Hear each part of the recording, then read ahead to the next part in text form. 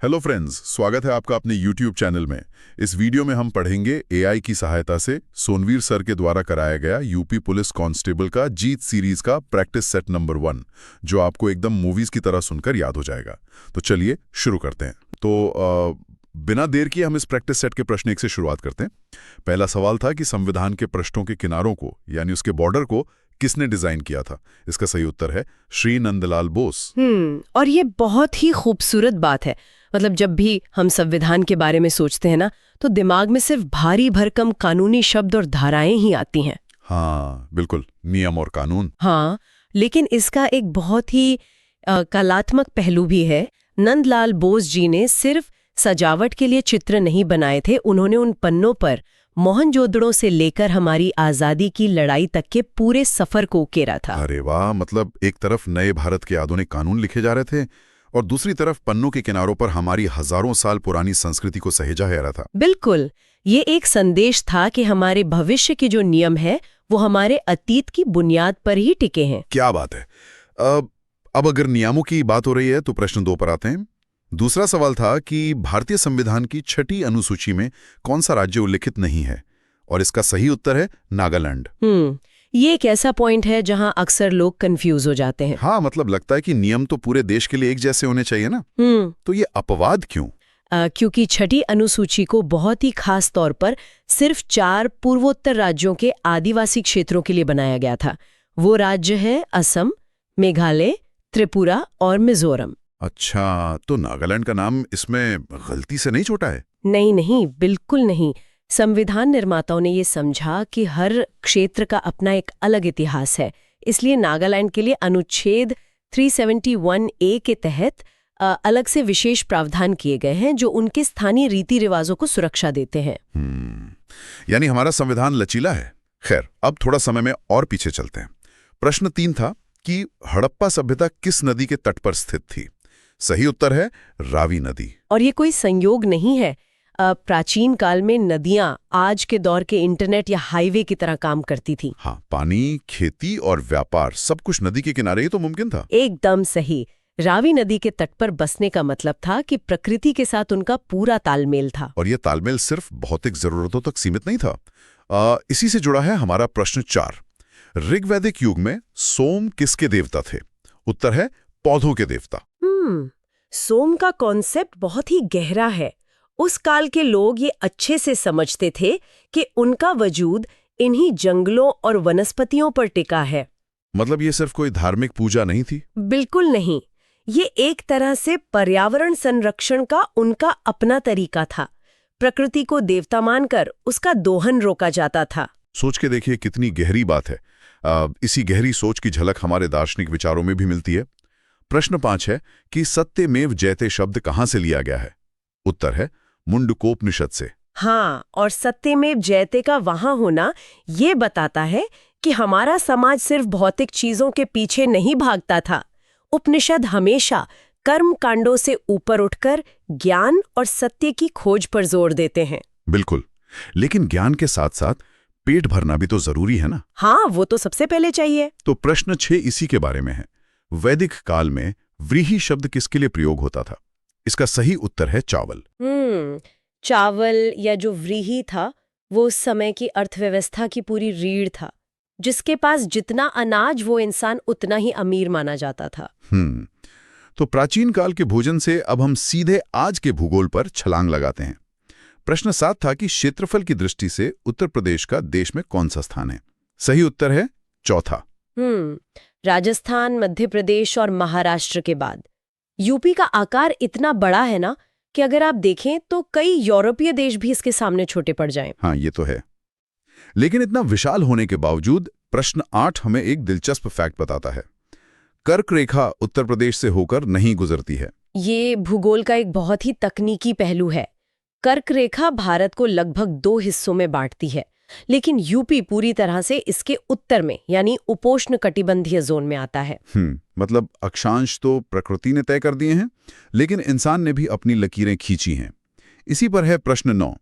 भारत और चीन के तिब्बत क्षेत्र के बीच कौन सी रेखा स्थित है? सही उत्तर मैकमोहन रेखा। 1914 के शिमला समझौते के दौरान सर हेनरी मैकमोहन ने इसे नक्शे पर उकेरा था। राजनीतिक सीमाओं का ये क्लासिक उदाहरण है। लेकिन प्रकृति इन इंसानी लकीरों को थोड़ी ना मानती है। जैसे कि प्रश्न 10 में पूछा गया है, ब्रह्मपुत्र नदी का उद्गम कहाँ है? उत्तर है भारत के बाहर। बिल्कुल।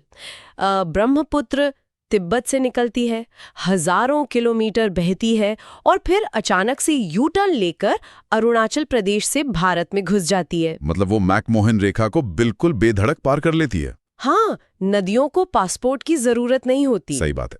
खैर, सीमाओं की बात हो गई, अब पहचान की बात करते हैं। प्रश्न 11 डिजिटल दुनिया से है। फेसबुक इंक का नाम बदलकर क्या कर दिया गया है?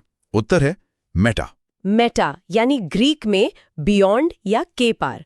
ये सिर्फ नाम नहीं बदला है, ये इशारा है कि हम अब एक ऐसी वर्चुअल दुनिया यानी मेटावर्स की तरफ जा रहे हैं जहां हमारी पूरी एक नई डिजिटल पहचान होगी। लेकिन हमारी जो असली भौतिक पहचान है वो भी कम नहीं है। प्रश्न 12 में पूछा गया है कि मुरादाबाद को किस नाम से जाना जाता है? सही उत्तर है पीतल नगरी। मुरादाबाद का पीतल उद्योग सिर्फ बिजनेस नहीं है, वो वहां की विरासत है। वहां के कारीगरों ने इसे पूरी दुनिया में एक ब्रांड बना दिया है। बिल्कुल। और राज्य की अपनी प्राकृतिक पहचान भी होती है। प्रश्न 13 है, उत्तर प्रदेश का राज्य वृक्ष कौन सा है?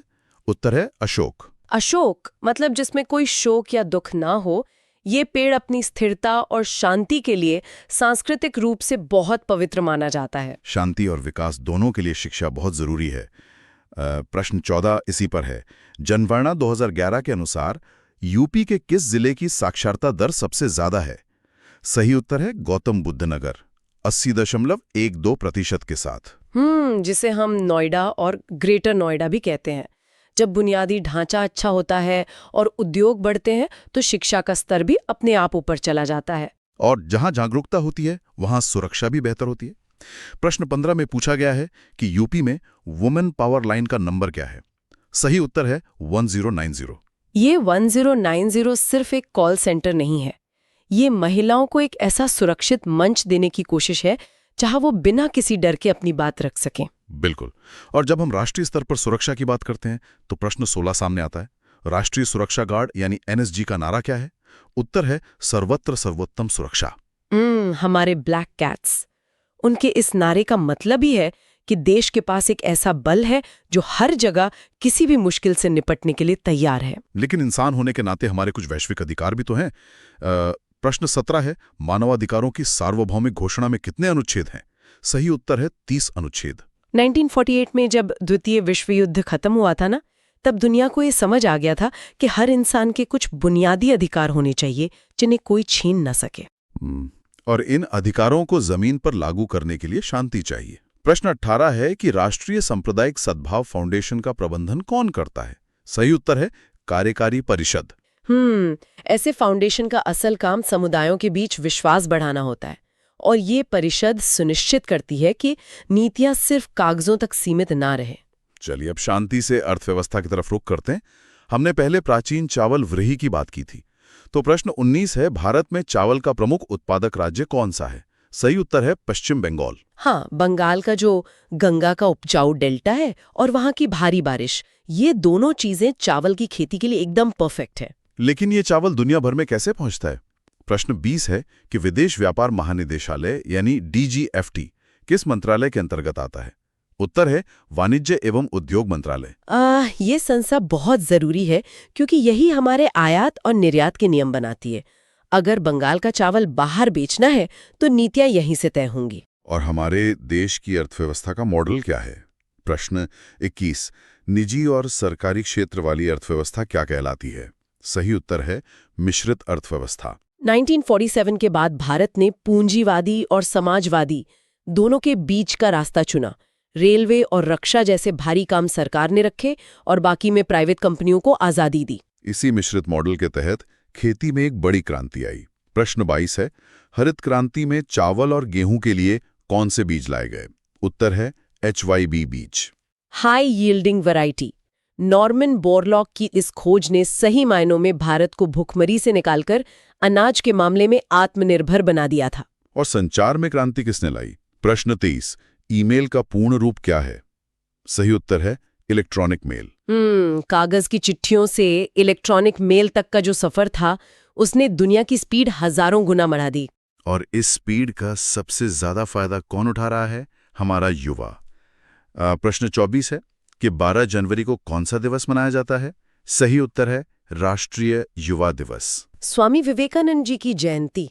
उनका दर्शन आज भी युवाओं को याद दिलाता है कि किसी भी देश की असली ताकत उसकी युवा आबादी ही होती है।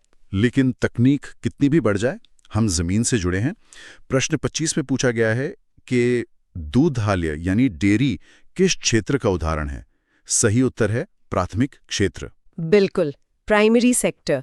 जो दूध हम पीते हैं वो सीधे प्रकृति से आता है। इसके बिना कोई डिजिटल या औद्योगिक क्रांति नहीं टिक सकती।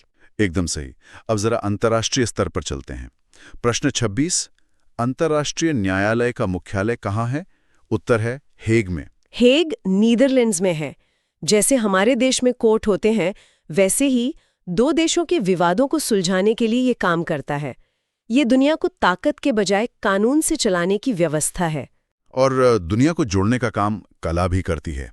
प्रश्न 27, साहित्य का नोबेल जीतने वाले पहले भारतीय कौन थे? सही उत्तर रविंद्रनाथ टैगोर। 1913 में गीतांजलि के लिए।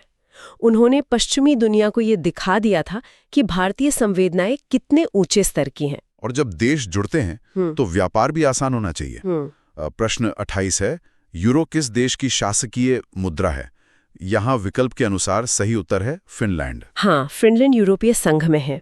यूरो के आने से अलग अलग मुद्राओं के विनिमय दर का जो झंझट था वो खत्म हो गया और व्यापार बहुत पारदर्शी हो गया। व्यापार के नियमों की तरह विज्ञान के भी कुछ पक्के नियम हैं। प्रश्न 29, रेडियो एक्टिविटी की खोज किसने की? उत्तर है हेनरी बेकरेल। 1896 में उन्होंने अचानक ये खोजा था कि यूरेनियम से कुछ अदृश्य किरणें निकलती हैं। इसी खोज ने आगे चलकर परमाणु ऊर्जा का दरवाजा खोला था।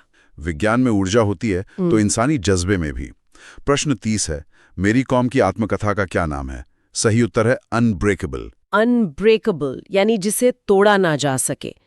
एक मां बनने के बाद वापस रिंग में आके चैंपियन बनना, ये सच में हर सामाजिक बाधा को तोड़ने वाली कहानी है। और खेलों से जुड़ा हमारा अगला सवाल है। प्रश्न 31, अंतर्राष्ट्रीय ओलंपिक समिति का गठन कब हुआ था? उत्तर है 1894 में। पियरे डी कुबर्टन ने इसकी शुरुआत की थी ताकि दुनिया भर के लोग युद्ध के मैदान के बजाय खेल के मैदान में मिलें। अब खेल से वापस भारत की इकोनॉमी पर आते हैं। प्रश्न 32, 1946 के विमुद्रीकरण के समय रिजर्व बैंक के गवर्नर कौन थे? उत्तर है सीडी देशमुख। हाँ, सीडी देशमुख। द्वितीय विश्व युद्ध के बाद जो काला धन बाजार में आया था, उसे खत्म करने के लिए 1000 और 10,000 के नोट बंद किए गए थे। तो नोटबंदी कोई नया कॉन्सेप्ट नहीं है? और टैक्स को पारदर्शी बनाने के लिए आज हमारे पास एक पोर्टल है।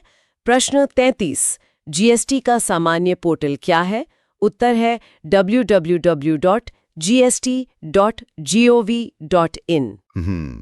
ये पोर्टल इस बात का सबूत है कि तकनीक कैसे जटिल कर प्रणालियों को पूरे देश के लिए आसान बना सकती है। लेकिन विकास की दौड़ में हम प्रकृति को नहीं भूल सकते। प्रश्न 34 है कि जल प्रदूषण रोकथाम अधिनियम कब लागू हुआ? सही उत्तर 1974 में। जैसे जैसे फैक्ट्रियां बढ़ी, उनका कचरा नदियों में जाने लगा। ये कानून एक चेतावनी था कि अगर पानी ही नहीं बचेगा तो कोई भी इकोनॉमी काम नहीं आएगी। सही कहा। अब भौतिक विज्ञान का एक बुनियादी सवाल है। प्रश्न 35, कोणीय संवेग कैसी राशि है? उत्तर है सदिश या वेक्टर राशि। वेक्टर राशि का मतलब है कि इसमें मात्रा के साथ साथ एक दिशा भी होती है। जैसे लट्टू जब घूमता है तो उसका संवेग उसे गिरने से बचाता है। दिशा के साथ ऊर्जा भी चाहिए। प्रश्न 26, कोशिका का पावर हाउस किसे कहा जाता है?